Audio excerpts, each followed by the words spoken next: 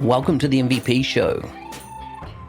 Full show notes for this episode can be found at nz365guy.com/311. Before we chat with today's guest, here's a quick message from our sponsors.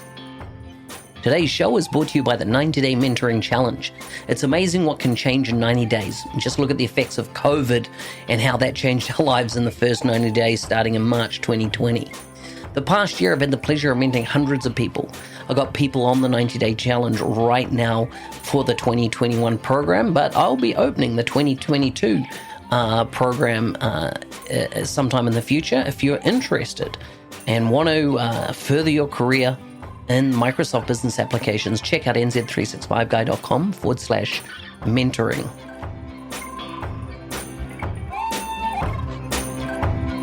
Now, let's get on with the show. Well, today's guest is from the United Kingdom. He's the founder of Ready365. He was a recently awarded MVP. He's a Microsoft certified trainer and delivers training across Europe on Azure and the Power Platform. He's been involved with Dynamics and CRM version 1.0 and made his first community contribution in 2007 on the MSDN Code Gallery for CRM 4.0. You can follow him on Twitter at Julian Dynamics. Welcome to the show, Julian Sharp. Hello, Mark. That was perfect. So, CRM version 1.0, like I started at version 1.2, so 1.0 was 2003. You must have been in from the start of that year, or were you on a pre-release? We pretty much decided, we heard about it because we were busy doing Siebel work at the time, and we got really fed up with Siebel. We were cross-training in .NET, and we heard about Microsoft CRM. So we thought, we've got to get into this. So we begged and got on, and we got version 1 very early, before it was released in the UK. Probably only a couple of months before 1.2 came out, to be honest. Yeah. They released it both 1 and 1.2 in the same year. Yeah. One at the start, one towards the end of November-ish, I think. You got a better memory than me. It's a blur back there. So tell me about, what does Julian get up to when you're not working, when you're not focused on Microsoft stuff, being an MVP, that type of thing? What do you do?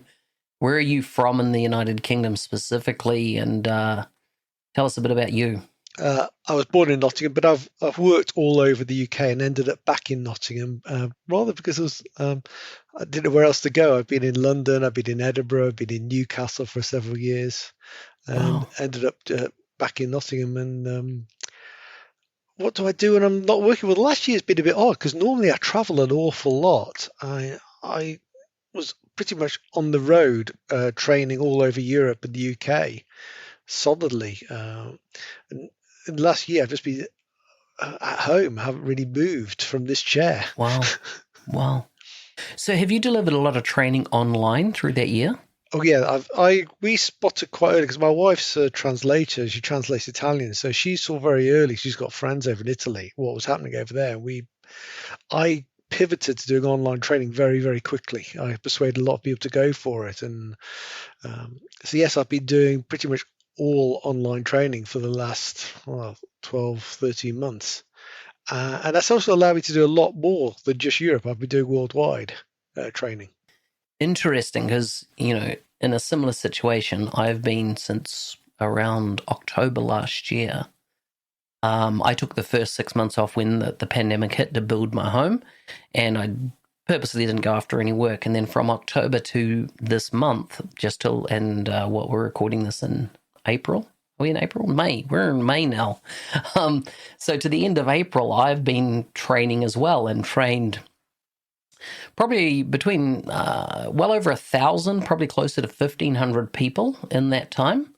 And that's been across EMEA, America, and Asia, doing a heck of a lot of training for Microsoft. And it's interesting, right, in that I was doing some training before, but, I'd have to get on a plane and go there to do it, particularly when I was living in London.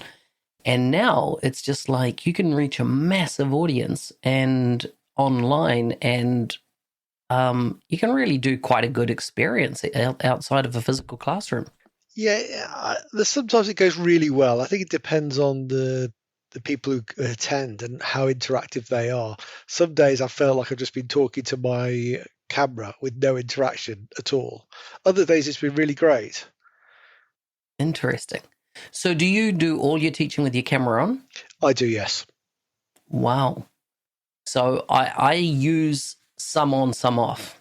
So if I have a workshop, group interaction, that type of thing, I get everyone with their cameras on. But if I'm just going through content and doing knowledge transfer, I tend not to have my camera on. Okay. I tend to mainly have it on. I mean, I've, the thing that's interesting over the last year in training is all the long courses. I haven't done anything over 2 days, apart from one minor marketing course. It's all been 1 day and 2 day, mainly 1 day courses. Like this week, I'm doing 4 1 days. And therefore, they are pretty much knowledge dissemination rather than what I call classic training. Bit of hands-on, bit of a very much introductory level, actually. Maybe the people we're calling. I'm doing one tomorrow, which is called advanced, but it's an introductory. It's the second day of an introduction. Yeah, okay. So across your time, and I know you've done a lot in certification, a lot in training, what have you noticed, particularly from the days when, even back, in the early days of CRM, Dynamics 365, CE, that type of thing, we would do exams back then, let's say once every 3 years, to certify for a new product. In the last 2 years, I don't know what the numbers are, but I think the number of certifications have absolutely exploded. Yeah, it's over a dozen when you take around Dynamics and the Power Platform. Yeah, that's what I'm talking about. Yeah. So there's over a dozen now, is Yeah, it? and they've also replaced some, and so we went from MB200 to PL200. So some have been and gone in those 2 years. Yeah. What are your thoughts? Um, yeah, I mean, in the past, it was exams every 2 to 3 years, and they were very simple. There's like three of them. I think there was an installation, a customization, and an applications exam. So we had like Yeah, three, and and then you'd there's have individuals, wouldn't you? Wouldn't you have was customer service a separate exam than sales? it did swap out for a bit. Then it went back into one, and then it went back out again. It was a little bit unsure of what it was. But yeah, I think if we look at the CM 2015 time frame, it was like one exam at that time. So, what do you think of it in general? I prefer the new exams. This new role-based approach is much better than the old product focus, where I used to remember training people. I said, these are the numbers you need to remember. Like there were 28 entities that could have SharePoint enabled on them or something stupid like that. And we had to remember all the facts, and it was all about knowledge, and it was mainly people doing it because they had to. For partner competency level, when I started, it was all partners and people getting certified because of the partners. Now I train a lot of people who are, it's probably 50% partners, it's probably even less. It's been getting less over time, more and more end users who wanted to learn. And the new certifications are very much about the role, and they're much broader. I think they're a lot better than they were in terms of the exams. There's still things I don't like about some of them. Some of them I don't think are rigorous enough. Uh, but they are a lot better than they were even 2 years ago. Are you involved in writing exams, as in creating the questions? I have done that. I was involved in one of the exams, and I've done a technical review of another. But I've actually, the problem is if you get involved in writing the exam questions, you can't teach the course. So I don't tend to do that. What I tend to do is get involved in the job task analysis and the objective domain reviews, JTAs, yeah. JTS, which is about setting the scope of the exams. And I think that's more where I can add value. I do actually also write items for Measure Up, who are the practice test, the Microsoft official practice test supplier. So I've written quite a few of the questions for that, and I quite enjoy that because actually they're more rigorous than Microsoft are in the process. Is that right? Interesting. Yeah, they are now anyway. I mean, they were bought out by. They always had a bit of a reputation for being a bit. I mean, a long time ago, it wasn't very good, but they were bought out by another company, and they're really strong on quality now. Well, for a long time, you could never get any type of, test tools. Like when I think my first certification that I did was NT4, way back in the day. And you could get these tools that were exam simulators, so it would operate like an exam experience, and help you learn. Yeah, that's what Measure Up does. The way you write the questions is you have to write why you got it right or wrong and explain why, give references. They're really good for actually learning. They're an alternative learning method. You use that. It's not. I wouldn't use it straight off because you need to do learning and use the Measure Up really to polish your knowledge. I always say learning people learn.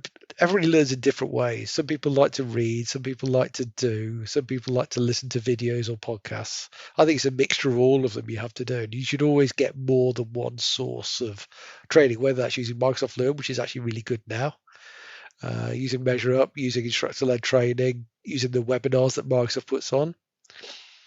You should get a mixture. Interesting you talk about ILT, instructor-led training, because what I've noticed is that back in the day when, I started training, we had mock Microsoft official courseware. It was robustly written. Every lab was broken into 3 different levels. So you could have, here's the scenario, build it, so you're an expert. Next one would be, here's some things that you need to be aware of to do to get this outcome. And then the third one would be full step by step, right? So they were detailed and they were like massive telephone, for those that have heard of a telephone book in the old days, Yeah, they were solid. massive tomes of, paper, to work your way through. And some courses would have 3 or 4 of these, depending on the size of the course. It was very thoroughly written content. You don't seem to get that anymore these days. And then in instructor-led scenarios, like I had a student reach out to me in the UK actually, and he had done, I think it was, I was involved in creating a lot of training material for Microsoft about 2-3 years ago. 3 years, yeah, I remember, yeah. And they did a dump of the transcript out of that, and that became the courseware. I know, I remember, yeah. They because you've recorded some videos, didn't you? And they transcribed it. That became the text in the courseware. Yeah, and so then he went and attended a class in the UK, and he couldn't believe that what was handed out was the transcript of that, and he had done the full online training, and the instructor knew very little more than what was there, like had no experience with dynamics, that type of thing. Yeah, well, that's actually how I got into doing training. We got asked by Microsoft in 2007 saying, we've got a problem with training because partners and people are going to training courses and finding out the instructor's just a page ahead of them in the book. Yeah, that's it. So they said, we need somebody who knows the product inside out, who can train. So they actually put us through a train the trainer program and got us to do training. And that's how we got into it 13, 14 years ago. Wow. That brings up something else then. MCTs, Microsoft Certified Trainers. We've once again, kind of like MVPs, we've seen a proliferation of MCTs in the last 24 months.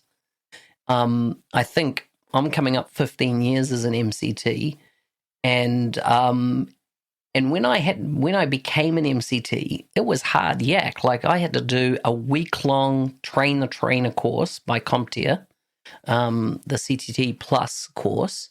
I was videoed in front of a camera that went off to a certification body to make sure that, I could deliver.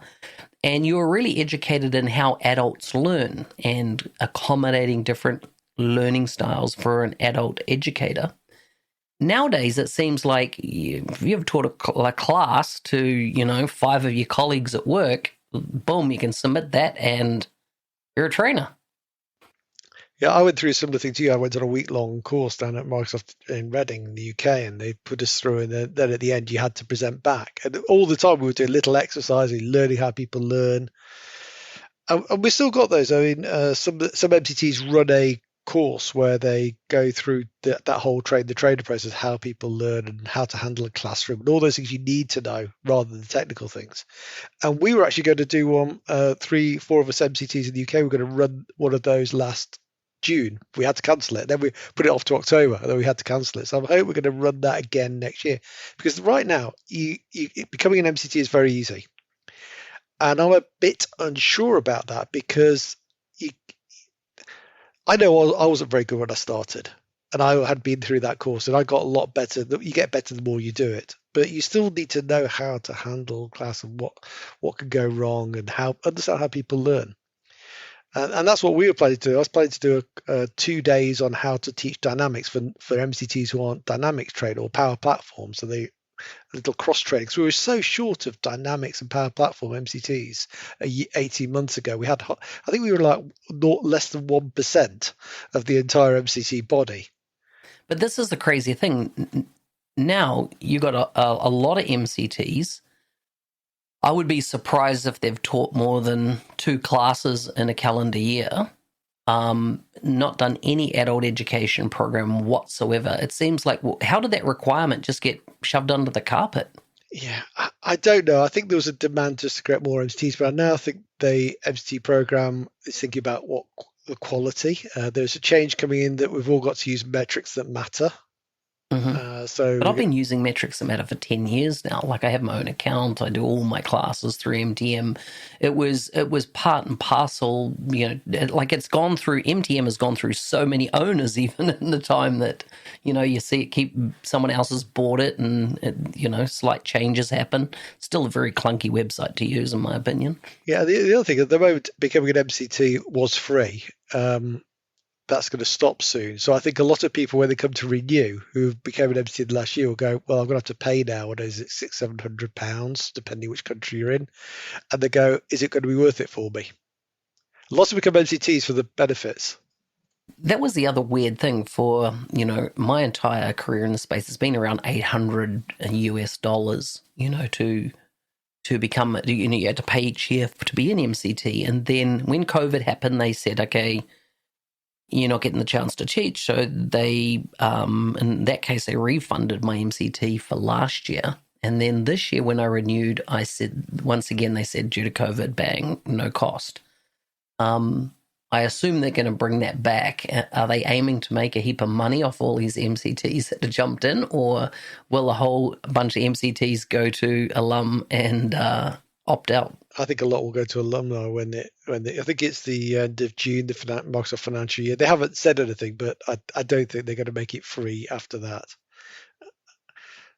We had an MCT summit 2-3 weeks ago. I don't know if you caught any of it, but I was expecting an announcement about it, but they didn't say very much.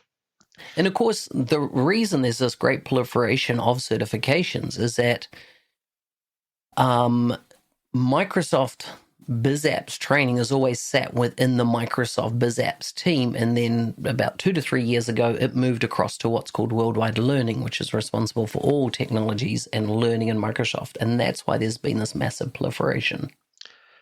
Yeah, I think Microsoft has brought in certification, or learning is now a top 5 priority in Microsoft. It's really enhanced the visibility and the need for certification. And if you know, all Microsoft customer-facing staff must get certified. In fact, I've been training. Last Friday, I was training some in. I think I did the Dynamics Fundamentals one day, exam prep for the customer success managers, and I've trained a number of them 2 or 3 times now. They've got a couple of them have got 2 or 3 certifications. So that shows Microsoft is pushing it. I am a fan of certification as far as it goes. It's really just to show a basic competence. It's really a starting point. And I'm a big fan of fundamentals in general. I think they're really good for people to get a good overview of something, because people tend to get too narrow.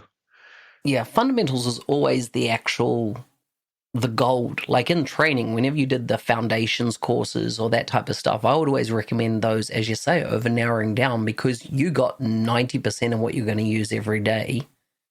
in those foundation courses, and they were always larger courses. Even, heck, I remember early on in my career when I was sitting on an Excel training course, and the foundations course was 2 days long, and then the intermediate was a day, and the advanced was a day. And the reason foundations was so long is because that was fundamentals, right? You really needed to know all this about the product.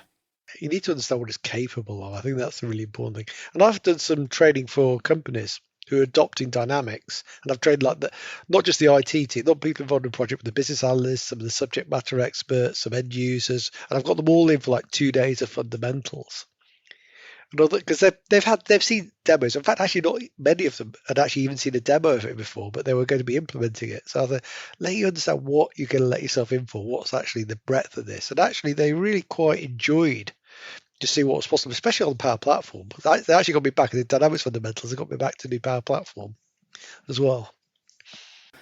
Tell me about how you became a MVP. Oh, well, I've been involved in the community. I say, as you mentioned, my first community contribution was some code to do postcode lookup in CRM3, but then it came to CRM4. We put it on the MSDN code gallery, and I got that was Jim Glass, if you know Jim, organised that, and I got a nice yellow Dynamics community polo shirt, which of course in American size is 3 times too big for me, and I've hardly ever worn it. So that was my first thing, and I've always been involved in user groups before in previous technology. I was quite heavily involved in the Ingress user group back in the 90s where I used to do that. So I've always been a fan of them. And we never really got it going in Dynamics. I think there was a fledgling user group started about 2011, but didn't really go anywhere. Then it sort of grew.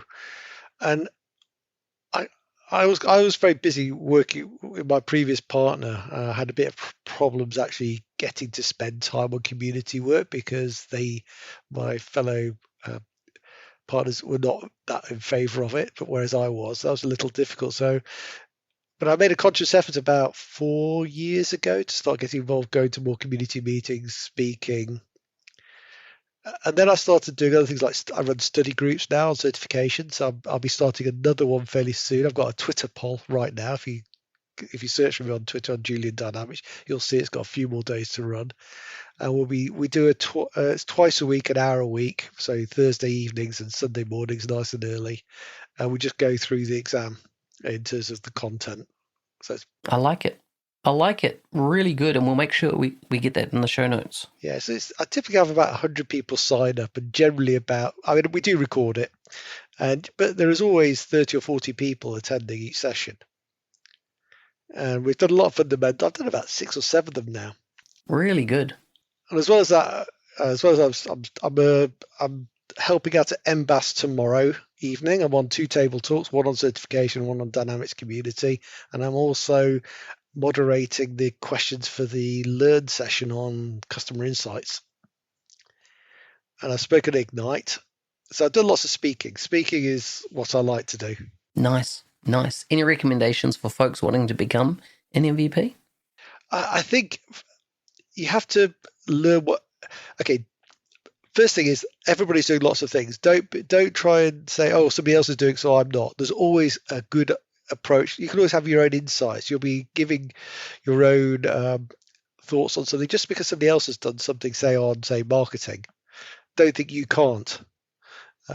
Just because there's other don't copy it, but put your own spin on it, your own thoughts. So find something that's unique to you. I think one of my problems is I'm a bit too broad in a sense. I don't have a focus. I play around with lots of different parts of the platform. I don't know if you're the same, whereas a number of other MVPs, they're very focused on one topic, like their portals or their marketing or their and I think that's if I was advising anybody to be an MVP, find something that's unique to you. I think Megan's a good example. She started off with Forms Pro stroke customer voice and did a lot on that. So maybe find something that somebody else isn't doing, or doesn't matter if they'll take a different approach on it. Maybe say there's a distinct lack of introductory material required. A lot of people, there's a lot of the MVPs do very technical stuff, very deep. And that's great if you're into that, but I think there's still like, how do I get started with this?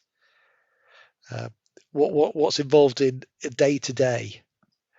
that's more interesting. I think I know some people who they've posted what they post on the videos. They say they get more views on the introduction stuff than all the detailed stuff they spent hours and hours and hours producing. So true, so true. Good insights there. Julian, thank you for coming on the show. We'll make sure we get those various resources you referred to, as well as your programs that you run for the community, up on the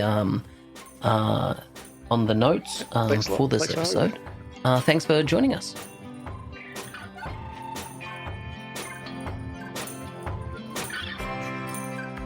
Hey, thanks for listening. I'm your host, Business Application MVP Mark Smith, also known as the NZ365 Guy. If you've enjoyed the show, please leave a review at nz365guy.com/review. Remember to like and subscribe in your favorite podcast player. Stay safe out there and see you next time.